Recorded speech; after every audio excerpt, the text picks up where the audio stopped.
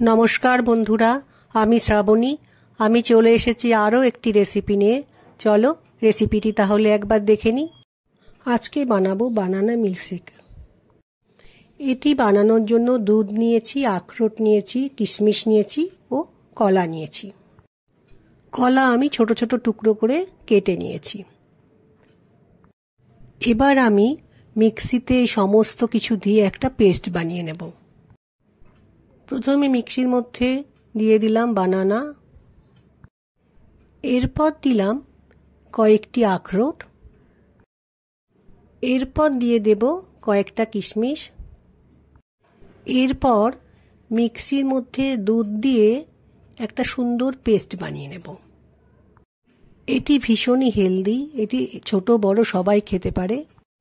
খুব সুন্দর একটা পেস্ট বানিয়ে নিয়েছি। এবার এটাকে আমি একটা গ্লাসে ঢেলে নেব। এরপর আমি বানানা মিল্কশেকের উপরে কেটে রাখা বানানার টুকরো ও আমন্ড কেটে রেখেছি ছোট ছোট টুকরো করে, ওগুলো দিয়ে একটু সাজিয়ে দেব। আমার আজকের এই রেসিপি যদি ভালো লাগে তাহলে লাইক, শেয়ার ও সাবস্ক্রাইব করো। ভিডিওটি দেখার জন্য ধন্যবাদ। ভিডিওটি আজ এখানেই শেষ করছি। ফিরে আসছি আরও একটি রেসিপি নিয়ে।